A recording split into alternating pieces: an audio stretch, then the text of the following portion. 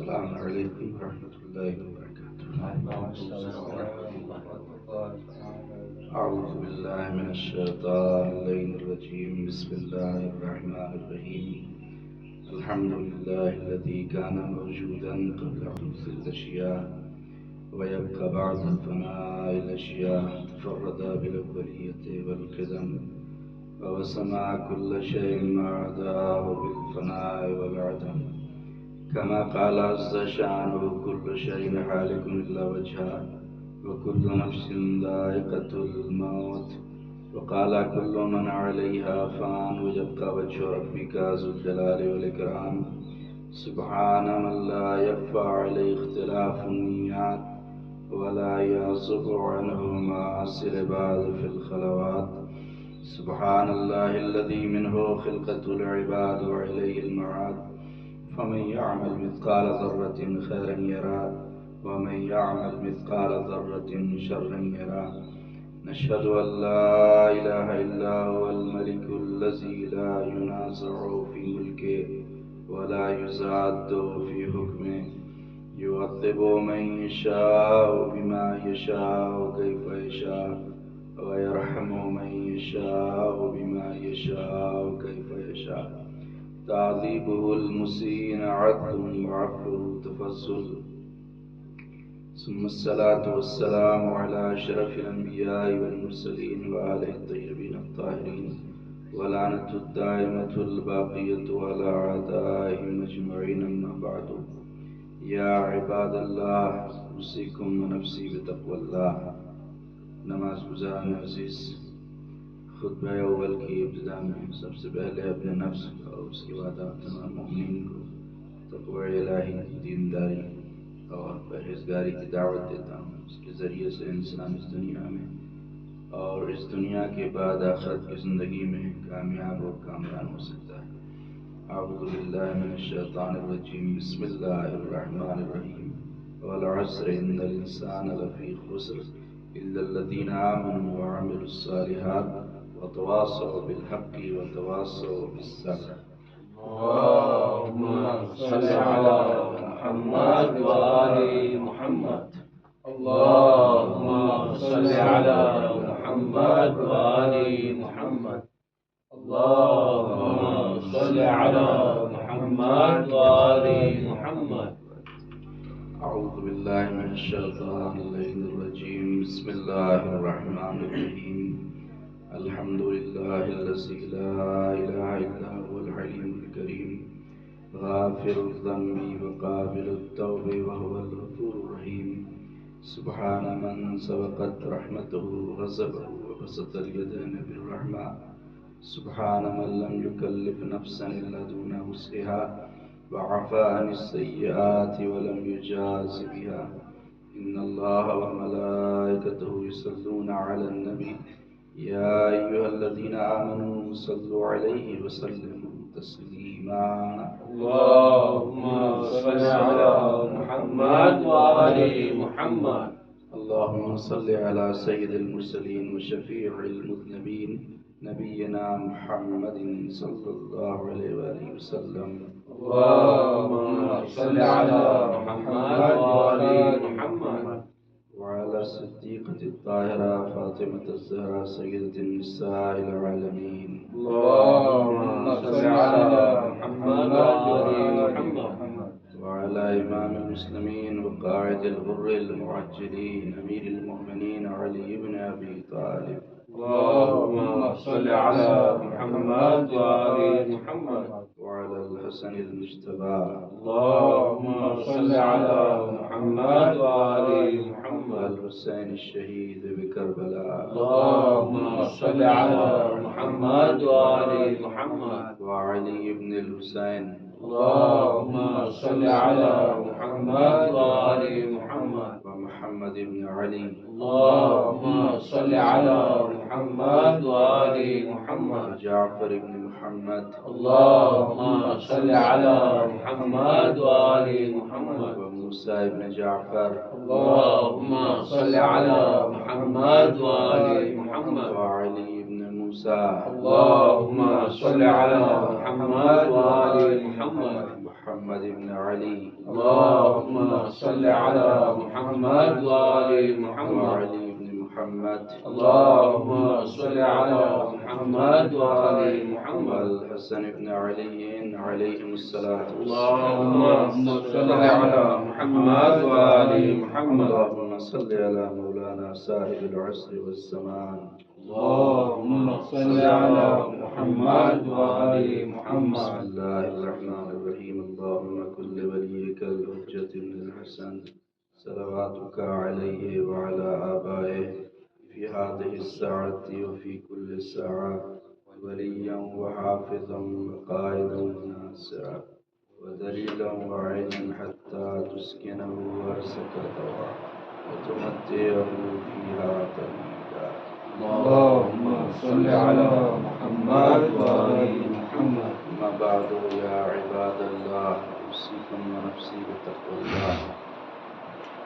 قال الله تعالى في القرآن الكريم وهو أصدق القائلين بقوله الحق والصدق. أعوذ بالله من الشيطان الرجيم. بسم الله الرحمن الرحيم. واخفض جناحك لمن اتبعك من المؤمنين. نماز گزاران عزیز، سب سے پہلے اپنے نفس کو اور اس کے بعد آپ تمام مؤمنین کو تقوی الہی، دینداری اور پرہیزگاری کی دعوت دیتا ہوں. اس کے ذریعے سے انسان اس دنیا میں اور اس دنیا کے بعد آخرت کی زندگی میں کامیاب اور کامران ہو سکتا ہے. ایک ایسی صفت کہ جسے ہر ایک مومن کو اپنے اندر پیدا کرنا چاہیے، اپنے آپ کو اس صفت حسنہ سے آراستہ کرنا چاہیے. اور یہ ایک ایسی صفت ہے کہ اگر اس صفت کو انسان اور بندہ مومن اپنے اندر پیدا کر لے تو یہ بہت ساری اچھی عادتیں بھی انسان کے اندر خود بخود آ جاتی ہیں اگر اس صفت کو انسان اپنے اندر پیدا کر لے. اور اس صفت کا نام ہے تواضع. تواضع، کسر نفسی، فروتنی اور موڈیسٹی. یعنی تواضع ایک ایسی صفت کہ جس کے لیے اللہ اپنے آخری نبی کو یہ حکم دے رہا ہے. وہ نبی کہ جو افضل مخلوق ہے، وہ نبی کہ جو لولاک لما خلقت الافلاک کا مصداق، اس نبی کو اللہ سورہ مبارکہ شورى کی آیت نمبر 251 سے کہ جس میں اللہ ارشاد فرما رہا ہے کہ وَخْفِضْ جَنَاحَكَ لِمَنِ اتَّبَعَكَ مِنَ الْمُؤْمِنِينَ. اے میرے نبی، آپ اپنے پروبال کو جھکا دیجیے. پروبال یعنی اپنے شانوں کو جھکا دیجیے ان مومنین کے لیے کہ جو آپ کی پیروی کرتے ہیں، جو آپ کی اتباع کرتے ہیں. تو وخفض کا لفظ پورے قرآن میں 2 جگہ پر آیا ہے. ایک تو اللہ نے اپنے نبی کے لیے کہا کہ اے میرے نبی، آپ اپنے شانوں کو ان مومنین کے لیے جھکا دیجئے جو آپ کی پیروی کرتے ہیں. اور دوسری جگہ پر اللہ نے اولاد کو کہا کہ اپنے ماں باپ کے سامنے وَخْفِضْ لَهُمَا جَنَاحَ الذُّلِّ مِنَ الرَّحْمَةِ. یعنی اولاد اپنے ماں باپ کے سامنے اپنے شانوں کو خاکساری سے جھکائے رکھے. یہاں پر ذل کا لفظ بھی استعمال ہوا ہے، یعنی ذلت سے اپنے دونوں شانوں کو جھکائے رکھیں اپنے ماں باپ کے سامنے. تو جو حکم اللہ نے اولاد کو ماں باپ کے سلسلے میں دیا، بالکل وہی حکم اللہ نبی کو دے رہا ہے، اپنے آخری نبی کو، اپنے حبیب اور محبوب کو دے رہا ہے کہ وہ بندے، وہ مومنین جو آپ پر ایمان رکھتے ہیں، جو آپ کی پیروی کرتے ہیں، ان کے سامنے شانوں کو جھکا دیں. تو اسی سے آپ اپنی اہمیت کا اندازہ لگائیے کہ ایک مومن کا، ایک صاحب ایمان کو اللہ نے کیا عزت عطا کی ہے کہ اپنے نبی سے کہہ رہا ہے کہ مومنین کے سامنے شانوں کو جھکا دیں. تو یہ تواضع ایک ایسی صفت ہے کہ جس صفت کو اگر انسان اپنے اندر نبی کو جب حکم دے رہا ہے تو ظاہر سی بات ہے کہ ایسا کہ تفسیر میں ملتا ہے، تفسیر نور میں اگر محسن قرائتی نے لکھا کہ کہ اس سے ہمیں یہ میسج ملتا ہے کہ جب اللہ نبی کو یہ حکم دے رہا ہے تو ہر ایک مبلغ، ہر ایک لیڈر اور ہر ایک رہبر کے لیے ضروری ہے کہ وہ اپنے چاہنے والوں کے سامنے تواضع کرے. اور اسی لیے تو پیغمبر اسلام کی تواضع، فروتنی، کسر نفسی کی وجہ سے ہی آج دین اسلام پھیلا ہے پوری کائنات میں. ورنہ اگر پیغمبر اسلام کے یہاں غرور اور گھمنڈ ہوتا، آپ کے اندر اہنکار ہوتا، تو ہرگز لوگ آپ کے گرد جمع نہ ہوتے. تو تواضع کی سب سے پہلے ڈیفینیشن کو بیان کریں کہ تواضع کی ڈیفینیشن کیا ہے. تواضع کا مطلب یہ ہے کہ انسان بیجا بنداؤ نہ سامے ہوتا نے تجھ سمجھے یعنی تجھ گڑے کہ ہوں کائی نتھی. یعنی انسان دوسرے مومنوں کے سامنے یہ سوچے کہ میں دوسروں سے حقیر ہوں، میں دوسروں سے چھوٹا ہوں. اگرچہ پیسے میں بڑا ہو، رتبے میں بڑا ہو، عبادتوں میں بڑا ہو، اگرچہ حسن میں بڑا ہو، دنیا کی ہر چیز میں بڑا ہو، لیکن اس کے باوجود بھی اپنے آپ کو سمجھے کہ میں کچھ نہیں ہوں، بلکہ دوسروں کو اپنے آپ سے بڑا سمجھے، تو اس کو کہتے ہیں تواضع. تو حدیث یہاں قرآن مجید میں حکم ہے، وہیں احادیث معصومین میں بھی اس کی بڑی تاکید ہے اور اس کو عبادت کا درجہ دیا گیا ہے کہ اگر انسان اپنے آپ کو چھوٹا سمجھتا ہے تو یہ اللہ کی عبادت ہے، کیونکہ اللہ کو اس کے جو برعکس لفظ ہے، جو اپوزٹ ہے، وہ ہے غرور اور گھمنڈ اور پراؤڈ، موڈیسٹی اور پراؤڈ. تو یہ پراؤڈ ہے، یہ غرور ہے، اللہ کو پسند نہیں. کبھی بھی اللہ نے غرور کو پسند نہیں کیا اور اسی لیے شیطان کو اپنی بارگاہ سے نکالا، کیونکہ شیطان نے غرور اور گھمنڈ کیا. تو اللہ کو تواضع پسند ہے کہ انسان یہ سمجھے کہ الحمدللہ رب العالمین، ساری تعریفیں اس پروردگار کے لیے ہیں، وہ صاحب عظمت ہے، میں کچھ نہیں ہوں، میری کوئی اہمیت نہیں ہے. جو کچھ ہے وہ خدا کی اہمیت ہے، جو کچھ مجھے ملا ہے وہ خدا کی طرف سے ملا ہے. تو 8ویں امام امام علی رضا علیہ السلام اللہم صلی علی محمد و آل محمد سے حدیث ملتی ہے، سے مولا فرماتے ہیں کہ تواضع کیا ہے. تو مولا فرماتے ہیں انا من التواضع ان یجلس الرجل دون شرفه. تواضع میں سے یہ بات ہے کہ انسان ایسی جگہ پر بیٹھنے کو تیار ہو جائے جو اس کے شرف سے نیچے ہے. آپ یہاں پر آئے تو آپ کا مقام یہ ہے کہ آپ کے لیے کرسی پیش کی جائے، لیکن آپ نے کہا کہ کوئی بات نہیں، زمین پر بیٹھ جاؤں گا. کرسی نہیں اویلیبل تھی تو لوگ زمین پر بھی بیٹھ جاتے ہیں جب کرسی نہیں رہتی ہے. تو اس کو کہتے ہیں تواضع.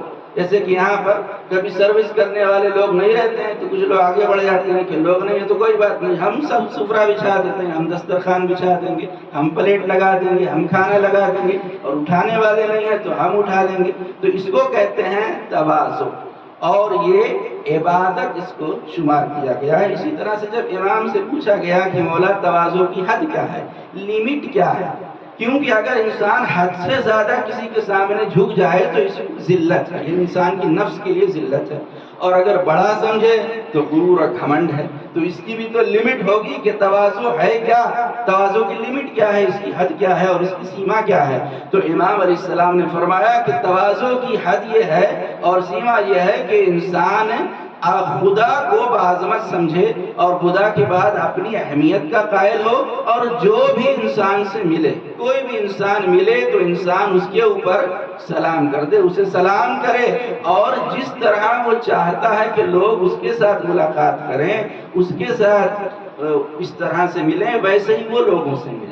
یہ تواضع ہے کہ جیسے ہم چاہتے ہیں لوگ ملے ویسے ہی ہم لوگوں سے اسی طرح سے ملیں. اور اگر کوئی آپ کو تکلیف پہنچائے، کوئی آپ سے برائی کرے تو اس کا جواب بھلائی سے دیں، یہ تواضع ہے. اور اگر غصہ آ جائے تو غصے کو پی لیں اور سامنے والے کو معاف کر دیں. یہ تواضع ہے. ہر ایک کو سلام کرے، سلام کا انتظار نہ کرے، اس کو تواضع کہا گیا ہے کہ یہ تواضع ہے. اسی طرح سے کیونکہ یہ مہینہ پیغمبر اسلام کی آمد کا مہینہ ہے تو ہم دیکھیں کہ پیغمبر اسلام کی سیرت میں تواضع کہاں ہے. پیغمبر اسلام کی سیرت کو اگر آپ دیکھیں تو آپ کی سیرت میں بہت زیادہ آپ ڈاؤن ٹو ارتھ تھے. آپ کے یہاں سب سے بڑے نبی تھے، اللہ کی مخلوق میں سب سے افضل تھے، لیکن آپ کے اندر کوئی غرور اور گھمنڈ نہیں تھا. آپ کے اندر کسر نفسی تھا، آپ کے اندر تواضع، اور اس طرح تواضع تھی کہ آپ اپنے سارے کاموں کو اپنے مبارک ہاتھوں سے انجام دیتے تھے. زندگی کی ضروریات کے جو کام تھے وہ ہمارے نبی اپنے ہاتھوں سے کیا کرتے تھے. یہاں تک کہ بھیڑ اور بکریوں کو خود چارہ ڈالتے تھے اور جانوروں کا دودھ اپنے ہاتھوں سے دھوتے تھے. اسی طرح اگر آپ کا کپڑا پھٹ جایا کرتا تھا تو پیغمبر اسلام خود اپنے ہاتھوں سے کپڑوں کو سیتے تھے. چکی چلانے میں اپنے غلاموں کی مدد کیا کرتے تھے اور ہر ایک کو سلام میں پہل کرتے تھے. یہ نہیں دیکھتے تھے کہ یہ غریب ہے یا امیر ہے. ایسا کہ آج ہے اگر کوئی غریب آدمی سلام کرتا ہے تو لوگ آنکھ سے اشارہ کر دیتے ہیں. جواب بھی کتنے لوگ نہیں دینا چاہتے ہیں اگر کوئی غریب سلام کرے. لیکن پیغمبر اسلام غریب و امیر میں فرق نہیں کرتے تھے. اسی طرح بڑے اور چھوٹے میں بھی فرق نہیں کرتے تھے کہ یہ سامنے والا بڑا ہے یا چھوٹا. ہر ایک کو اس سے پہلے کہ سلام کرے سلام کر دیا کرتے تھے. اسی طرح ہر ایک سے آپ مصافحہ کیا کرتے تھے اور اپنے نوکروں اور غلاموں کے ساتھ بیٹھ کر زمین پر کھانا کھایا کرتے تھے. یہ پیغمبر اسلام کی سیرت میں ملتا ہے. اور جب بھی کوئی پیغمبر اسلام کو دعوت دیتا تھا تو اس کی دعوت کو قبول کرتے تھے، اگرچہ ایک کھجور کی دعوت ہی کیوں نہ. اگر کوئی کھجور بھی لانے کے لیے بلا رہا ہے تو اس کو انکار نہیں کرتے تھے، اس کو چھوٹا نہیں سمجھتے تھے، بلکہ اس کی دعوت کو بھی پیغمبر اسلام قبول کر لیا کرتے تھے. یہ پیغمبر اسلام کی سیرت ہے، یہ پیغمبر اسلام کی سنت ہے کہ اگر ہم مسلمان ہیں تو پیغمبر اسلام کی سیرت اور سنت پر چلے. اسی طرح پیغمبر اسلام نے ایک مرتبہ اپنے صحابیوں سے پوچھا کہ میں کیوں تمہارے اندر عبادت کی شیرینی کو نہیں دیکھ رہا ہوں، عبادت کی مٹھاس کو کیوں نہیں دیکھ رہا ہوں. تو صحابیوں نے پوچھا کہ یا رسول اللہ عبادت کی مٹھاس کیا ہے، عبادت کی شیرینی کیا ہے؟ تو آپ نے فرمایا تواضع. تواضع عبادت کی شیرینی ہے، اور عبادت میں مٹھاس اگر چاہتے ہیں تو اپنے اندر تواضع پیدا کریں. حضرت موسیٰ علیہ السلام کو جو اللہ نے کلیم اللہ کا لقب دیا کہ اللہ سے کلام کا شرف ملا، کیوں ملا؟ امام جعفر صادق علیہ السلام اللہم صلی علی محمد و آل محمد اولا بیان فرماتے ہیں کہ ایک دن اللہ نے حضرت موسیٰ پر وحی کی اور پوچھا کہ اے موسیٰ تم جانتے ہو کہ ہم نے تمہیں کلیم اللہ کیوں بنایا؟ تو حضرت موسیٰ نے کہا کہ پروردگار کیوں بنایا؟ تو اللہ کی طرف سے جواب آیا کہ موسیٰ کیونکہ میرے تمام بندوں میں تم سب سے زیادہ تواضع کرتے ہو اور اپنے سر کو خاک پہ رکھ دیتے ہو. تو کیونکہ تواضع کرتے ہو اس لیے میں نے تمہیں شرف عطا کیا کہ تم کلیم اللہ. ذرا چھٹے امام سے یہ روایت ملتی سے مولا فرماتے ہیں کہ اللہ نے آسمان میں 2 فرشتوں کو رکھا ہے، لوگوں پر معمور کیا ہے. جو شخص بھی غرور اور گھمنڈ کرتا ہے فرشتے اس کو پست کر دیتے ہیں، اور جو شخص تواضع کرتا ہے فرشتے اس کو بلند کرتے ہیں. تو تواضع ظاہر میں کریں گے لیکن حقیقت میں اللہ آپ کو بلندی عطا کرے گا اور اللہ آپ کو اونچائی عطا کر دے گا اگر انسان اپنے اندر تواضع کرے. اس لیے مولا علی علیہ السلام نے فرمایا کہ التواضع من اعظم العبادات، یعنی تواضع ساری عبادتوں میں سب سے عظیم عبادت، عظیم اور بہت مہان عبادت ہے اللہ کی اگر انسان کے اندر تواضع. اسی طرح ہمارے 8ویں امام امام علی رضا علیہ السلام اللہم صلی علی محمد و آل محمد کے لیے ملتا ہے کہ ایک دن مولا ایران میں، کیونکہ آپ نے دیکھا ہوگا جب زیارت پر گئے ہوں گے تو وہاں حمام جو ہوتا ہے وہ باہر ہوتا ہے، وہاں نہانے کے لوگوں کو باہر جانا پڑتا ہے، پیسہ دے کر بھی نہا کر آتے ہیں. تو اس زمانے میں 8ویں امام کا وقت تھا کہ ایک شخص نہانے کے لیے گیا تو کوئی پیٹھ ملنے والا نہیں تھا. تو اس وقت 8ویں امام بھی وہاں پر تھے تو وہ امام کو پہچانتا نہیں تھا. اس نے امام سے کہہ دیا کہ آپ میری پیٹھ کو مل دیجیے، اس جھونے سے جو ہوتا ہے تو امام علیہ السلام نے اس پر غصہ نہیں کیا، اس کو امام علیہ السلام نے ڈانٹا نہیں، بلکہ امام نے اس جونے سے اس کی پیٹھ کو مل دیا۔ جب امام پیٹھ مل رہے تھے تو کسی نے دیکھا تو امام کو پہچان گیا کہ یہ تو 8ویں امام ہے، تو اس نے اس شخص کو کہا، غصہ ہوا کہ تمہیں کیا ہو گیا، تمہیں پتہ نہیں یہ کون ہے؟ یہ فرزند رسول ہیں، یہ تو امام ہیں، تم نے ان سے خدمت کی، ان سے کام کروایا۔ تو وہ شخص شرمندہ ہو گیا، اس نے امام سے معافی مانگی، تو امام نے اس کے اوپر کوئی ناراضگی کا اظہار نہیں کیا، بلکہ امام نے اس کو معاف کر دیا کہ وہ امام کو پہچانتا نہیں تھا، لہٰذا اس نے امام علیہ السلام سے خدمت کی۔ اس طرح عدی بن حاتم پہلے مشرک تھے اور کافر تھے، وہ کس طرح مسلمان ہوئے وہ بیان کرتے ہیں اپنے مسلمان ہونے کا قصہ، کہ ایک دن میں مسجد النبوی میں پیغمبر اسلام سے ملاقات کے لیے گیا، تو پیغمبر اسلام سے میری ملاقات ہوئی اور وہ لے کر مجھے چلے اپنے گھر کی طرف، تو راستے میں ایک بوڑھی عورت مل گئی اور اس نے بہت سارے سوالات کر دیے۔ اب راستے میں کھڑے کھڑے ہی پیغمبر اسلام نے کتنی دیر تک اس کے سارے سوالوں کے جواب دیا، اس پر غصہ نہیں ہوئے، اس پر برہم نہیں ہوئے، بلکہ سارے سوالوں کے جواب دیے، اور جب جواب دے چکے تو مجھے اپنے گھر میں لے کر گئے اور اپنی جگہ پر مجھے بٹھایا اور خود زمین پر بیٹھ گئے۔ کتنے ڈاؤن ٹو ارتھ تھے ہمارے نبی، کتنے متواضع تھے کہ اسے اپنے مقام پر بٹھایا۔ وہ کہتا ہے کہ جب میں نے ان کا اخلاق دیکھا، یہ تواضع دیکھی، تو مجھے لگا کہ ایسا اخلاق اور ایسا تواضع تو نبیوں کے اندر ہوتا ہے، ایسا تواضع بادشاہوں کے یہاں نہیں ہوتا۔ بادشاہوں کے یہاں تو غرور اور گھمنڈ ہوتا ہے، ان کے اندر اہنکار ہوتا ہے۔ لہٰذا میں سمجھ گیا کہ یہ ضرور اللہ کے نبی ہیں، اور پھر میں نے کلمہ پڑھا اور میں مسلمان۔ اس طرح سے کافر مسلمان ہو گیا۔ حضرت عیسیٰ علیہ السلام کے لیے ملتا ہے کہ حضرت عیسیٰ کے 12 حواری تھے۔ اس طرح ہمارے نبی کے ساتھیوں کو صحابی کہتے ہیں، اسی طرح حضرت عیسیٰ کے ساتھیوں کو حواری، جو ان کے ساتھ ساتھ رہا کرتے تھے۔ ایک دن حضرت عیسیٰ نے اپنے ان 12 حواریوں سے کہا کہ آج میں آپ سب کے پیر کو دھلانا چاہتا ہوں۔ تو ان لوگوں نے کہا کہ یا نبی اللہ، یہ تو ہمارا کام ہے، ہم آپ کا پیر دھلائیں۔ لیکن حضرت عیسیٰ نے کہا نہیں، میں پیر دھلاؤں گا۔ اٹھے اور اپنے 12 حواریوں کے پیروں کو دھلایا۔ تو سارے حواریوں نے کہا کہ اللہ کے نبی، یہ کام تو ہمارا تھا، آپ نے کیوں کیا؟ تو حضرت عیسیٰ نے فرمایا کہ میں عالم کو لوگوں کی خدمت کرنے کا زیادہ حق ہے، لوگوں سے زیادہ عالم کو حق ہے کہ وہ لوگوں کی خدمت کرے، اور میں ایسا کر کے تمہیں یہ لیسن دینا چاہتا ہوں اور یہ میسج دینا چاہتا ہوں کہ میرے بعد بھی تم لوگوں کے ساتھ اسی طرح کا برتاؤ کرنا، کہ لوگوں کے ساتھ تواضع اور فروتنی سے پیش۔ اسی طرح ہمارے 5ویں امام محمد باقر علیہ السلام، اللہم صلی علی محمد وآل محمد، فرماتے ہیں کہ میرے بابا چوتھے امام ہمیشہ ایسے لوگوں کے ساتھ سفر کیا کرتے تھے کہ جو اننون ہوا کرتے تھے، ان کو پہچانتے نہیں تھے، ان لوگوں کے ساتھ سفر کرتے تھے، اور سفر میں ان لوگوں کی خدمت کرتے تھے، اور ان لوگوں کی خدمت کا امام علیہ السلام ان کا ساتھ دیتے تھے، ان کی سیوا کرتے تھے سفر میں میرے بابا۔ اور اس کی وجہ یہ تھی کہ کیوں ایسا کرتے تھے، اس کی وجہ یہ تھی کہ ایک مرتبہ میرے بابا پہچان والے لوگوں کے ساتھ سفر کر رہے تھے، جو پہچانتے تھے کہ امام ہے، تو ان لوگوں نے امام کی بڑی عزت اور احترام کیا، اور امام کی بہت زیادہ ان لوگوں نے رسپیکٹ کی، اور امام کو کوئی خدمت کرنے کا موقع نہیں دیا، امام کو خدمت کرنے نہیں دیا، امام سے کوئی کام نہیں لیا۔ تو اسی لیے میرے بابا ایسے لوگوں کے ساتھ سفر کر رہے تھے جو امام کو پہچانتے نہیں تھے، میرے بابا کو جانتے نہیں تھے، تو ان میں سے ایک آدمی پہچان گیا کہ یہ تو امام زین العابدین ہے، یہ تو علی بن الحسین ہے۔ تو اس نے لوگوں سے کہا کہ تم کو پتا ہے کہ یہ کون ہے؟ یہ تو فرزند رسول ہے جن سے تم خدمت لے رہے ہو، یہ تو اللہ کے نبی کے نواسے ہیں۔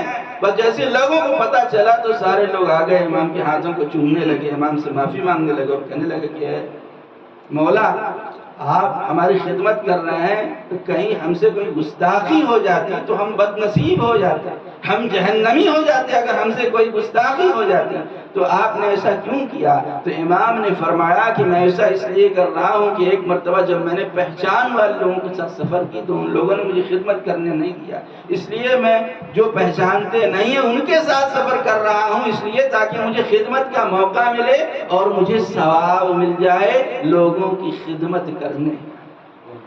تو دیکھا آپ نے، یہ ہے تواضع ائمہ معصومین کی زندگی میں۔ اب تواضع کس کے سامنے کریں، یہ سوال ہے کہ تواضع کیسے لوگوں کے سامنے کریں؟ تو اس کے لیے بھی روایت میں بتایا گیا ہے کہ تواضع اگر کرنا چاہتے ہیں تو دینی عالم کے سامنے کریں، بزرگ کے وڈیل کے سامنے، جو قوم کا بزرگ اور وڈیل ہے اس کے سامنے کریں، اور جو متقی و پرہیزگار اس کے سامنے تواضع کریں۔ اگر کوئی انسان پیسے کی وجہ سے تواضع کرتا ہے، جیسا کہ عام طور پر آج کل ہوتا ہے کہ جہاں کوئی پیسے والا دکھے تو لوگ سب اس کے سامنے جھک جاتے ہیں، تو مولا علی علیہ السلام کی حدیث ہے کہ جو کسی پیسے والے شخص کی پیسے کی وجہ سے اس کی تواضع کرتا ہے تو اس کا 2/3 دین ختم ہو جاتا ہے، یعنی دین کا 3 حصہ اگر کریں تو 2 حصہ دین رخصت ہو جاتا ہے کہ جو پیسے والے کی پیسے کی وجہ سے اس کے سامنے جھک جاتا ہے۔ لہٰذا اگر تواضع کرنا ہے کسی کے سامنے تو اس کی تقوی، اس کی پرہیزگاری، اس کی دینداری کو دیکھ کر تواضع۔ اب تواضع کا پھل کیا ہے؟ اس وقت تمام ہو رہا ہے کہ تواضع سے ہمیں کیا فائدہ ملتا ہے۔ تو پہلا پھل اور فائدہ تواضع کا بیان کیا گیا کہ تواضع ترقی کا زینہ ہے، ترقی کی سیڑھی ہے۔ اگر کوئی ترقی چاہتا ہے تو تواضع کرے۔ دوسری چیز ہے کہ تواضع کرنے سے دلوں میں محبت پیدا ہوتی ہے۔ ثمرۃ التواضع المحبہ، ایک دوسرے کے دل میں تواضع کے ذریعے سے محبت پیدا ہوتی ہے۔ اور تیسرا فائدہ یہ کہ انسان کے جتنے بھی کام ہیں وہ منظم ہو جاتے ہیں تواضع کے ذریعے سے۔ آئیے ہم سب مل کر اللہ کی بارگاہ میں دعا کرتے ہیں کہ پروردگار ہمیں ان حدیثوں پر عمل کرنے کی توفیق عطا فرما۔ ہم سب تیرے گناہ گار بندے ہیں، ہمارے تمام گناہان کبیرہ اور صغیرہ کو معاف فرما۔ پروردگار ہمیں علم حاصل کرنے کی اور اس پر عمل کرنے کی توفیق عطا فرما۔ پروردگار پرچم اسلام کو سربلندی و شرف عطا فرما، پرچم کفر و نفاق کو سرنگون فرما، دشمنان اسلام کو نیست و نابود فرما، تمام مومنین کے رزق و روزی میں خیر و برکت عطا فرما۔ پروردگار ہمارے مرحومین کی مغفرت فرما، ان کے درجات کو جنت بلند فرما، ان کی برزخ کی منزلوں کو آسان فرما۔ پروردگار حزب اللہ کو نصرت اور ظفر اور کامیابی عطا فرما، اور جتنے بھی ظالمین ہیں اور دشمنان اسلام ہیں سب کو نیست و نابود فرما۔ پروردگار ہمارے مولا و آقا، ہمارے سید السردار امام زمانہ کے ظہور متعجل فرما، ہم سب کو اپنے مولا و آقا کے مخلص غلاموں و جانثار و شمار فرما۔ اللہم اغفر للمؤمنین والمؤمنات والمسلمین والمسلمات الأحياء منهم والأموات، تابع بيننا وبينهم بالخيرات، إنك مجيب الدعوات، إنك على كل شيء قدير۔ بسم الله الرحمن الرحيم، إنا أعطيناك الكوثر فصل لربك وانحر إن شأنك هو الأبتر۔ السلام عليكم ورحمة الله وبركاته۔